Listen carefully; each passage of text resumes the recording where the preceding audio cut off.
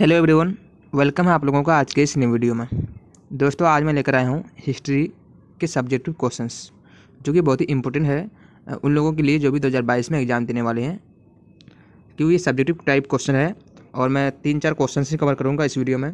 तो पहला क्वेश्चन ये है कि नूरजहाँ के बारे में लिखें। दूसरा क्वेश्चन जो कवर करने वाला हूँ वो है मुमताज़ महल के बारे में संक्षिप्त टिप्पणी दें। और तीसरा क्वेश्चन जो होगा वो आपका होगा मुग़ल काल में जात और सवार का मतलब क्या होता है, इसके बारे में लिख के। तो ये लगभग 3 से 4 मार्क्स और 5 मार्क्स का पूछा जाता है। तो आप लोग इस वीडियो में आज हम लोग कवर करने वाले हैं सारे सब्जेक्टिव क्वेश्चंस। और चौथा क्वेश्चन जो होगा आपका वो होगा कि हरम क्या है, यानी हरम किसे कहते हैं। और अगला होगा कि अकबर के जो नवरत्न है तो उन नवरत्नों के नाम बताइए, क्या क्या नाम है। तो आज हम लोग कवर करने वाले हैं। तो आप लोग इस वीडियो को लास्ट तक बने रहिए और इस वीडियो को स्किप नहीं कीजिएगा और अपने दोस्तों में भी इस वीडियो को शेयर कीजिए। चलिए, पहला क्वेश्चन है, क्या करें कि नूरजहाँ के बारे में लिखें। नूरजहाँ कौन थी, उनके बारे में लिखना है आपको। अगर एग्जाम आ जाए तो आप इस टाइप से, अगर 3 से 4 मार्क्स का पूछा जाता है तो आप इतना मतलब आंसर से दे सकते हैं। ओके, तो चलिए देख लेते हैं नूरजहाँ के बारे में क्या क्या दिया गया है। करें, नूरजहाँ मुग़ल काल की प्रमुख महिला थी। नूरजहाँ जो है वो मुग़ल काल की प्रमुख महिला थी जिसने अप्रत्यक्ष रूप से कुछ वर्ष सत्ता संभाली थी। और इसका वास्तविक नाम था मेहरुन्निसा, यानी नूरजहाँ की वास्तविक नाम क्या था, मेहरुन्निसा। ये ऑब्जेक्टिव टाइप क्वेश्चन में भी आ सकता है, तो आप लोग याद कर लीजिएगा।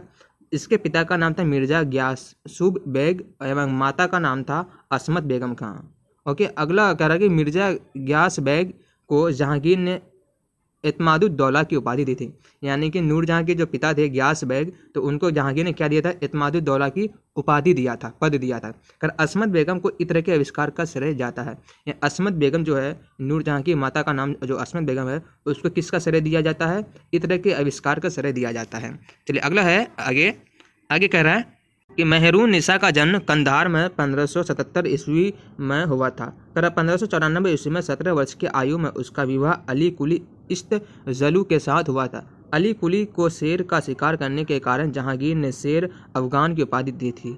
और 1606 ईस्वी में शेर अफगान की मृत्यु हो गई, यानी 1606 ईस्वी में शेर अफगान की मृत्यु हो गई। और उसके बाद मेहरुन्निसा एवं उसकी पुत्री लाडली बेगम आगरा आ गई। और 1611 ईस्वी में फिर जहांगीर ने मेहरुन्निसा को मीना बाजार में देखा तो उसके रूप पर मोहित होकर उससे शादी कर लिया। ओके, मेहरुन्निसा को किस में देखा, मीना बाजार में देखा, तो उसको क्या हो गया, उसको पसंद आ गया और उसके बाद क्या किया, उससे शादी कर लिया। पर इस समय जहांगीर की आयु 43 वर्ष और नूरजहाँ की आयु 35 वर्ष थी। जहांगीर ने नूरजहाँ को नूर महल एवं नूरजहाँ यानी संसार का प्रकाश की उपाधि प्रदान की। यानी जहांगीर ने नूरजहाँ को किसकी उपाधि, यानी कि नूर महल और संसार का प्रकाश की उपाधि प्रदान की थी जहांगीर ने नूरजहाँ को। अगला करें कि नूरजहाँ एक अत्यंत महत्वाकांक्षी नारी थी, वह सुंदर शिक्षित संस्कृति भी थी। और उसमें क्या था कि उसमें राजनीतिक व प्रशासनिक समस्याओं को समझने की योग्यता थी। तो इस तरह से आप नूरजहाँ के बारे में पूरा सब्जेक्टिव टाइप क्वेश्चन लिख सकते हैं। और ओके, तो अगर आप लोग को याद नहीं रहेगा तो आप लोग नोट कर सकते हैं, उसके बाद फिर आप 1-2 बार रीड कर सकते हैं। चलिए अब क्वेश्चन नंबर 2 की ओर चलते हैं।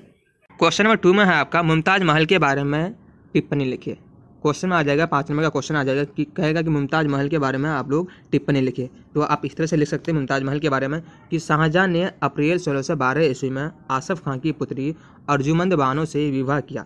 यह एक अत्यंत सफल विवाह था। दोनों एक दूसरे को बहुत चाहते थे। शाहजहाँ ने अर्जुमंद बानो बेगम को मुमताज़ महल की उपाधि दी थी। यानी शाहजहाँ ने अर्जुमंद बानो को किसकी उपाधि दी थी, मुमताज़ महल की उपाधि दी थी। कारण मुमताज़ बानो परछाई की तरह शाहजहाँ के साथ रही और पतिव्रता पत्नी की अहम भूमिका निभाई। वह शाहजहाँ की मुख्य पत्नी थी, यानी कि मुमताज़ महल शाहजहाँ की क्या थी, मुख्य पत्नी थी। उसे मलिक ए जमानी की उपाधि प्राप्त थी। मुमताज़ महल को मलिक ए जमानी की उपाधि प्राप्त थी। मुमताज़ महल के 14 बच्चे हुए, जिनमें से 7 बच्चे ही जीवित बचे। ये मुमताज़ महल को टोटल कितने बच्चे थे, 14 बच्चे थे, जिनमें से 7 बच्चे ही जीवित रहे और 7 बच्चे क्या हो गए, मृत्यु हो गए उनके। इनमें 4 पुत्र एवं 3 पुत्रियाँ थी। यानी जो टोटल जो 7 बच्चे थे उनमें 7 में से 4 क्या थे, पुत्र थे और 3 पुत्रियाँ थी। इसके अलावा कह रहा है कि इनके नाम जो थे, यानी कि उनके पुत्र का जो नाम थे, तो क्या, दारा शिको, औरंगजेब, शाह शुजा और मुराद बख्श। और जहाँ आरा, रोशन आरा, गोहर आरा उनकी पुत्री का नाम था। और 1631 ईस्वी को बुरहानपुर के प्रसव पीड़ा के दौरान ही मुमताज़ महल की क्या हो गई, मृत्यु हो गई। तो इस तरह से आप मुमताज़ महल के बारे में एक छोटा सा टिप्पणी लिख सकते हैं। ओके, जो अगर आपकी 2022 से एग्जाम अगर आ जाए तो इस तरह से आप छोटा सा टिप्पणी मुमताज़ महल के बारे में लिखकर 3 से 4 नंबर आप प्राप्त कर सकते हैं। चलिए अब क्वेश्चन नंबर 3 की ओर मूव करते हैं। सवाल नंबर 3 में कह रहा है कि मुगल काल में जात एवं सवार का क्या मतलब होता है। बहुत ही मोस्ट इंपोर्टेंट क्वेश्चन है। तो कह रहा है आंसर जो दिया गया है देखिए, कह रहा मनसबदार को जात एवं सवार 2 पद प्रदान किए जाते थे। यानी जो मुगल काल थे, मुगल काल में जो मनसबदार होते थे उनको 2 मतलब पद दिए जाते थे, जात एवं सवार। और कह रहा था ब्लॉक मैन के अनुसार मनसबदार को अपने पास जितने सैनिक रखने पड़ते थे वो जात का सूचक था। यानी कि मनसबदार को अपने पास जितने सैनिक रखने पड़ते थे वो क्या कहलाता था, जात कहलाता था। और वह जितने घुड़सवार रखता था वह सवार का सूचक था।